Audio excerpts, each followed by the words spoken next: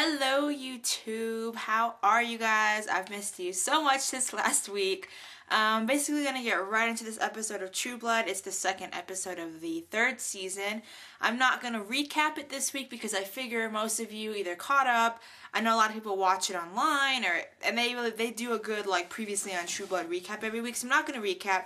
Just gonna make it short and sweet. I have my little notepad here, so I wrote down what I wanted to talk about.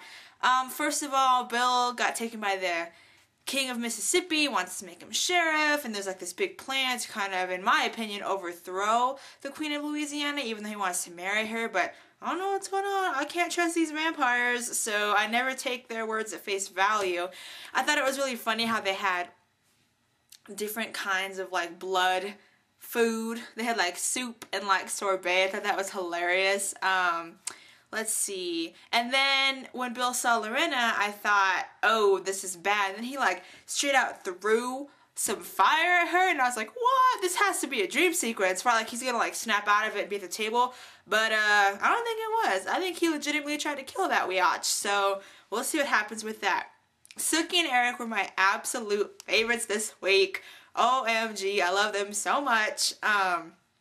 He said, he tells her, like, don't go looking for trouble because your life is too valuable. And I'm like, Eric, like, we always know that he wants to do things with Sookie and, like, take away from Bill, but something tells me there's other feelings there, which is hard for Eric because we have to realize he's been on the earth for 1,000 years. Like, no doubt he's going to be over humanity.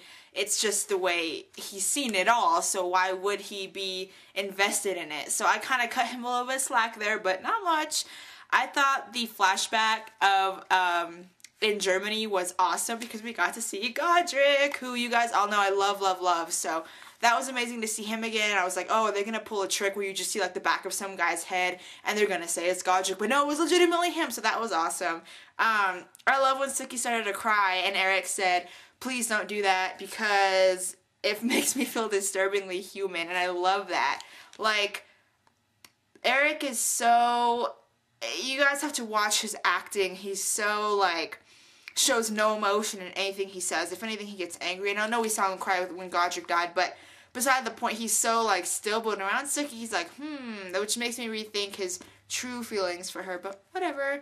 And then later on, when he's at her house and says, you know, invite me in so we can do things, I thought that was hilarious. Sorry, a bird just flew in my window. I was not paying attention.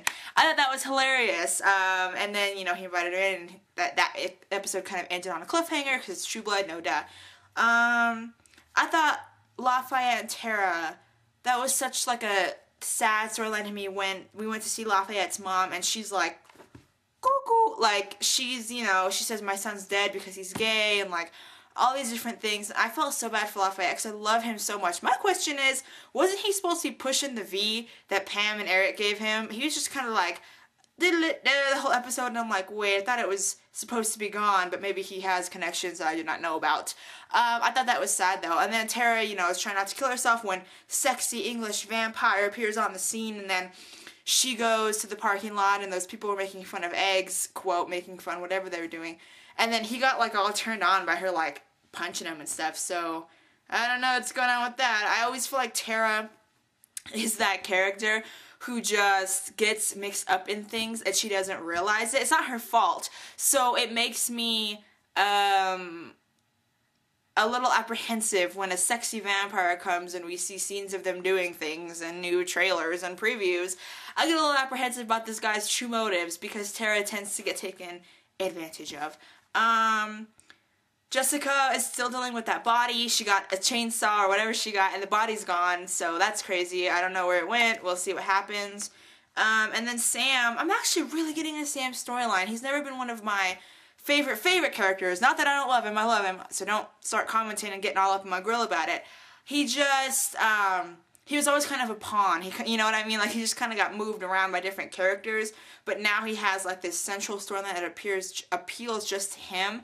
So we got to meet his family, and, I mean, it's hard because his brother doesn't feel like he can sympathize with him. He's like, you grew up in a nice family, da-da-da. But we've all seen what Sam's been through. And I really feel for Sam because, I mean, he came home after he shifted the first time and his family just straight out left him. He didn't even know. Could you imagine if he just shapeshifted one day and no one told you why?